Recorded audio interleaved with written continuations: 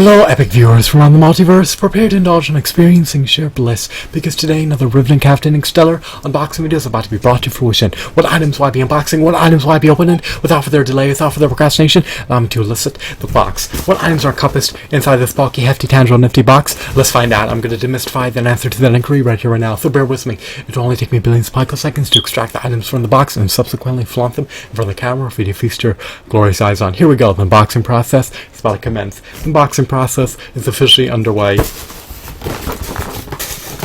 Alrighty, I recently procured these figurines via eBay. Which theories are they a part of? Which action figure line are they a part of? Apparently they're part of the Family Guy action figure line. I need to verify that I received everything that I purchased online. I procured these figurines for under $130. Do I have any qualms about my purchase and decision? Let's find out. That's an enigma. So off the bat we have, I guess you could say off the get-go, we have the 1970s Death action figure.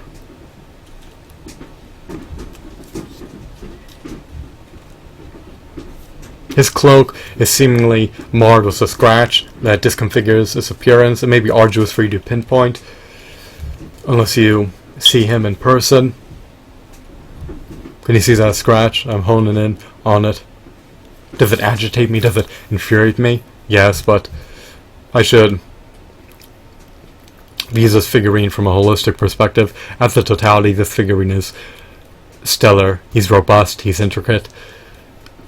He's dynamic. He can be placed into nearly any dynamic pose that you can conceive, as long as it involves keeping his legs stagnant and only flailing his arms to a certain degree.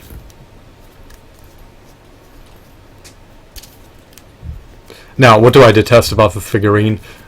Well, I detest the fact that his fingers are pre-posed, they lack finger joint articulation, his legs cannot be adjusted, they're obscured by his wardrobe. I would have preferred if he had more than 3 points of articulation. He can rotate his head, swivel his arms, he can't move them inwards nor outwards, he cannot perform an ab crunch, he lacks a diaphragm joint, he cannot swivel at the waist, he cannot articulate his legs in any facet. He has one peg hole embedded on his bottom, or maybe I should say on the bottom of the wardrobe. I do, however, love his aesthetics, I love his hues, I love his textures, I love his sculpt. I just would have preferred if he had ample points of articulation rather than just being confined to having 3 points of articulation. So there are salient limitations appertaining to this figurine that deter prospective action figure collectors from buying this figurine. Nonetheless, he's still stupendous. I just would have preferred if the articulation aspect of the figurine was amplified. He's still a meritorious figurine. I love his afro. I love his hood. I love how his face is obscured by the paint applications. The hood substitutes his face in this context. So here's a 1970s Death figurine. He's supposed to come bundled with Death's dog. This lot is massive, by the way.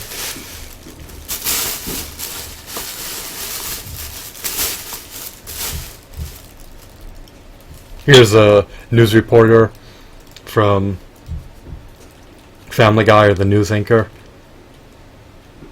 I can't recollect her name.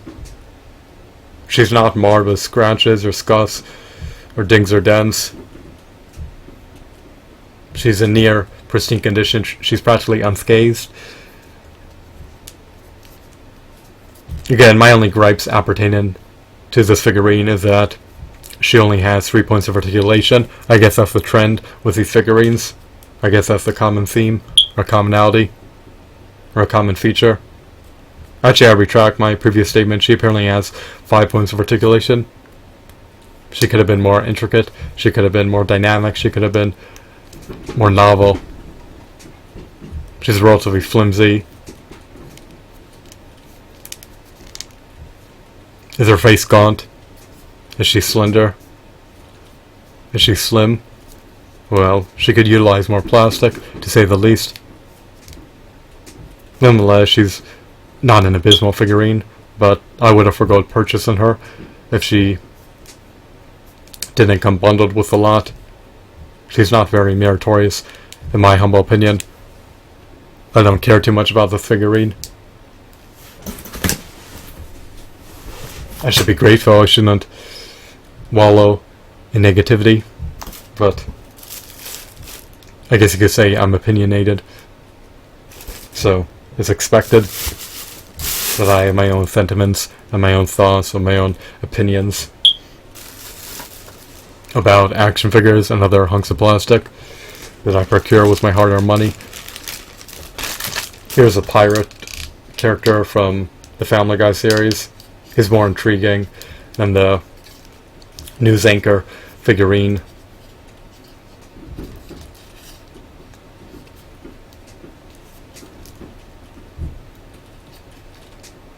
He's adorned with planks of wood that are protruding out of his body. They've displaced his appendages. Or wooden... I'm not sure what would you call these, planks of wood or wooden spikes. Who knows? Who knows? Who cares? This all trivial nonsense. But I do love the figurine's attire. He emulates the appearance of the pirate character from the Family Guy series.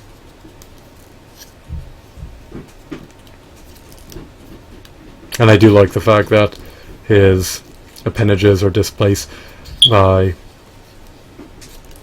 planks of wood.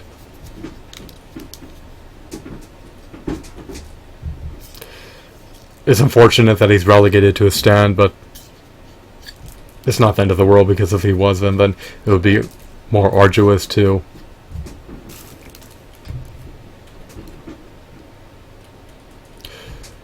pose him standing up. I guess you could say he's preordained to be sedentary, since he can't move his legs. His legs are immobile in the context of the action figure, since he's relegated to a base. Next we have the male news anchor.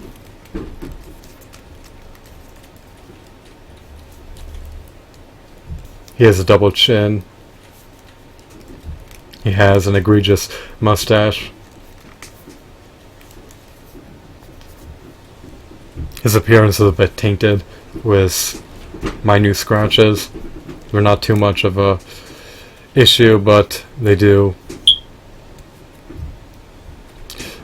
grind my gears or agitate me. They invoke my rage. I want my figurines to be unscathed. I want them to be in pristine condition and in mint condition, but you can't always get everything you desire.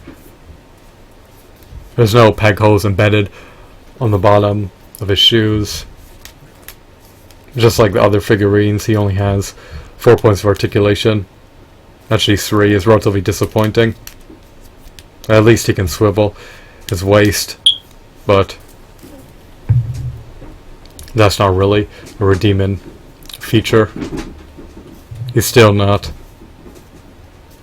a stupendous figurine. Sure, he emulates the appearance of the newscaster derived from the Family Guy series, but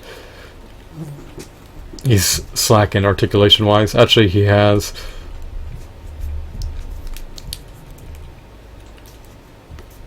seven points of articulation. I made a blunder earlier. Apparently he can rotate his forearms. He can swivel his wrists. He can rotate at the waist. He cannot move his head. His head is pre-posed. I don't want to compromise integrity of my figures, so I'll abstain from tampering with the joints too much. Alrighty.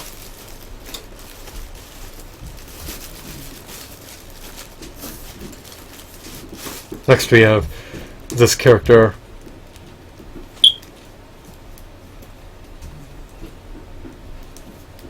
he's virtually naked.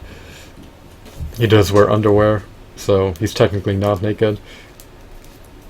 I detest the fact that his knees are bent and cannot be adjusted. They cannot be stretched out. They cannot be elongated. His elbows are also preposed. They cannot be bent either. So it is a salient issue, in my opinion, because he's preordained to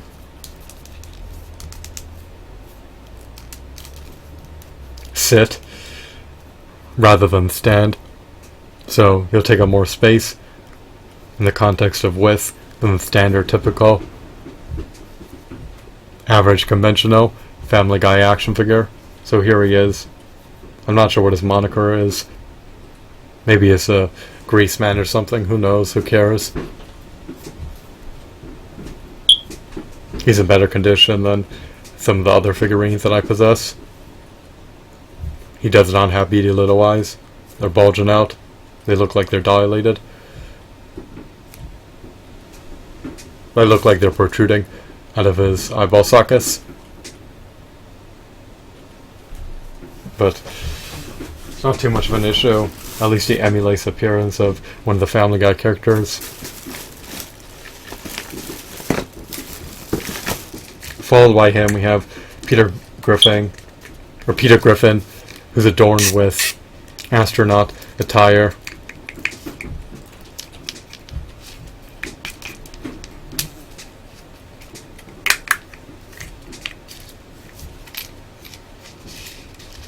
He's wielding a necklace.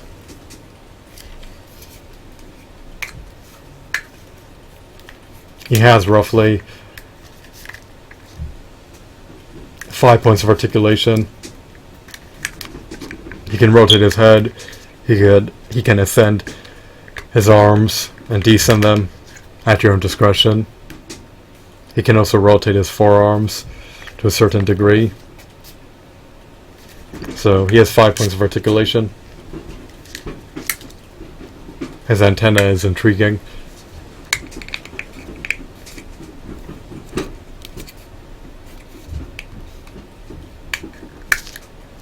His helmet is intriguing as well.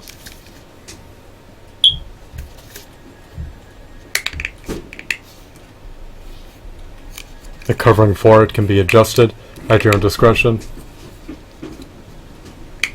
Or the window of the helmet. I'm not sure what to call this particular hunk of plastic. Maybe I could look it up later to educate myself in this context. But it can be adjusted upwards and downwards. It's kind of like a cockpit for an airplane. That could be ascended or descended at the pilot's own discretion. And this little window, I mean, I'm not even sure if it's supposed to be called a window. It could be ascended and descended. Maybe it is called a window, who knows. I overthink trivial issues. I need to take a break. I'm famished. I'm dehydrated. I can't sustain doing this without taking a break. So let me just flaunt the figurines I received in front of the camera one final time. We have Peter Griffin adorned with astronaut attire. Next we have the pirate figurine who has planks of wood embedded in his body. We have the male news anchor, who's not very masculine, in my humble opinion. Next we have the feminine news anchor. Followed by her we have the grease guy, or one of the deranged, senile, ludicrous characters from the series. I guess he's always supposed to be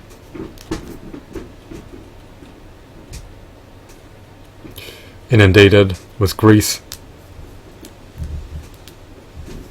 or doused in grease.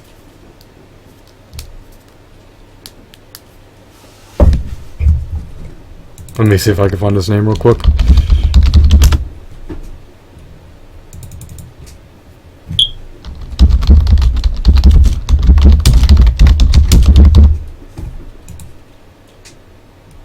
Oh, he's called the greased up deaf guy. I guess the gimmick is supposed to be that he's doused in grease, but who knows. That's unfortunate if he's auditorily impaired.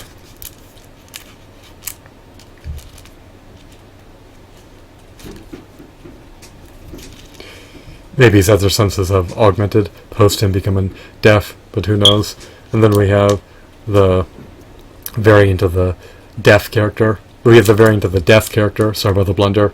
He's a 1970s version of Death. He has a lavish necklace, to say the least.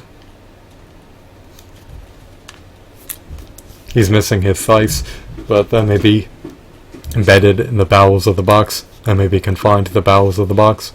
I have to explore the depths of the box and see if I can locate it. So, overall, out of the lot thus far, these are probably my two favorite figurines. I just would have preferred if they had more points of articulation, and they had absolutely zero scratches, but we can't get everything in life that we yearn for, right? I do have another Das figurine, so maybe the second one is in better condition than the first. Maybe it supersedes the first condition-wise, but we'll find out. So, for under $8 per figurine, I can't really complain too much. I can reserve my complaints for another time. I don't need to harp on negativity. I should be appreciative. I should be grateful. I should be graced by the presence of more inanimate hunks of plastic. I shouldn't be discontent.